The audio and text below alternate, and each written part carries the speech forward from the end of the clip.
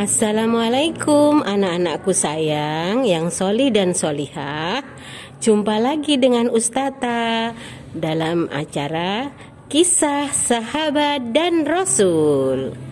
Anak-anakku sayang, hari ini Ustazah mau bercerita tentang kisah Nabi Nuh alaihissalam. Ayo kita dengarkan bersama.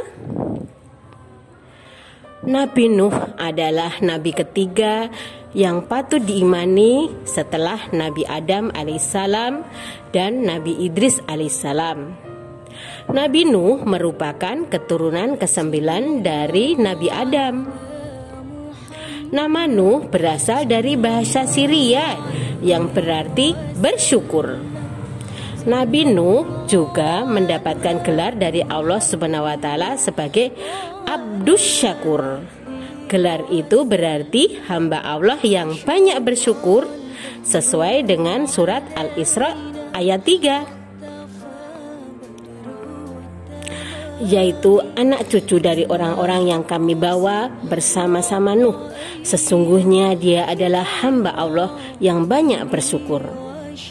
Begitu bunyi terjemahan surat Al-Isra ayat 3. Nabi Nuh juga masuk dalam Rasul Ulul Azmi. Apa itu Rasul Ulul Azmi? Yaitu Rasul dengan ketabahan dan keteguhan hati yang luar biasa. Sesuai surat Al-Ankabut ayat 14. Nabi Nuh bahkan berdakwah selama 950 tahun. Nabi Nuh diutus oleh Allah Subhanahu wa taala untuk menyerukan ajaran Allah pada umat Bani Rasib yang menyembah berhala berupa patung-patung. Kezaliman di masa itu juga tengah meningkat pesat. Namun bukannya menurut kaum Nabi Nuh tetap saja tak percaya dengan ajaran dan peringatan yang disampaikan. Kaum Bani Rasib bahkan tak percaya bahwa Nabi Nuh merupakan seorang Rasul. Tapi Nabi Nuh tak patah arang. Ia tetap melaksanakan dakwah meski menerima banyak celaan.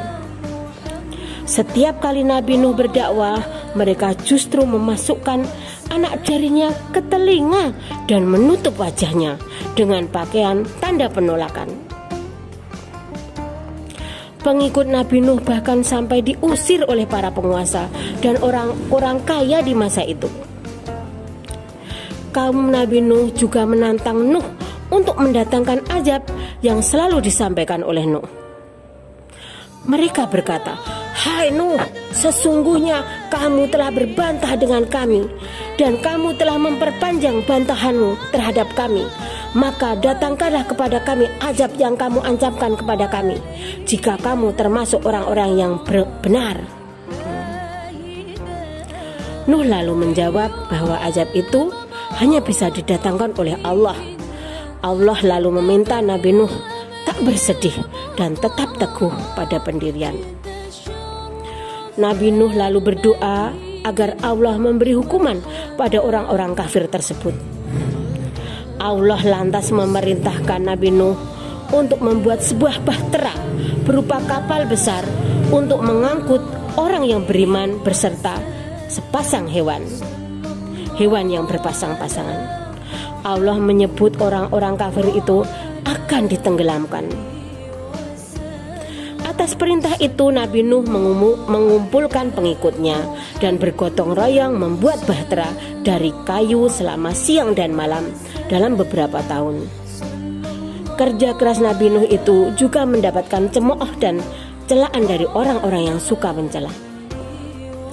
Setelah bahtera itu dibuat dan tanda banjir besar bakal datang, Nabi Nuh memerintahkan pengikutnya untuk naik ke kapal.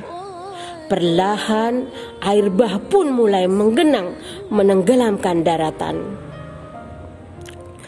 Maka kami selamatkan Nuh dan orang-orang yang besertanya di dalam kapal yang penuh muatan. Kemudian sesudah itu kami tenggelamkan orang-orang yang tinggal. Quran surat Asy-Syu'ara ayat 119 dan sampai 120. Anak-anak, tahukah kalian, dalam orang-orang yang ditenggelamkan itu termasuk putra sulung Nabi Nuh, Kan'an, dan istrinya yang durhaka. Nabi Nuh sempat mengajak Kan'an naik ke atas kapal, tapi ia menolak dan yakin dapat menyelamatkan diri dari air besar itu. Nabi Nuh lalu menyadari bahwa cinta pada anaknya membuatnya lupa pada Allah. Nabi Nuh lalu memohon ampun kepada Allah dan mengikhlaskan anaknya yang meninggal dan masuk ke dalam golongan orang-orang yang kafir. Anak-anakku sekalian, kapal Nabi Nuh lalu menepi di pegunungan Arafat. Setelah air surut, Allah memerintahkan Nabi Nuh untuk turun dan memulai kehidupan baru. Dari kisah di atas, kiranya kita dapat mengambil keteguhan dan kesabaran Nabi Nuh dalam bersyukur dan beribadah kepada Allah Subhanahu wa taala sebagai salah satu pelajaran penting. Anak-anakku sayang, dari kisah Nabi Nuh ini pula, ketahuilah bahwa janji Allah berupa azab dan pembalasan berupa bencana adalah benar. Pembalasan akan datang pada waktunya. Allah juga hanya akan menyelamatkan umatnya yang beriman. Saat mengalami ujian dari Allah, orang selamat atau tidak tergantung dari rahmat Allah. Bukan karena keturunan siapa, bukan karena anak Nabi siapa. Kalau tidak bertakwa, nasibnya akan seperti anaknya Nabi Nuh. Nah, itu tadi kisah tentang dakwah Nabi Nuh di masa lampau.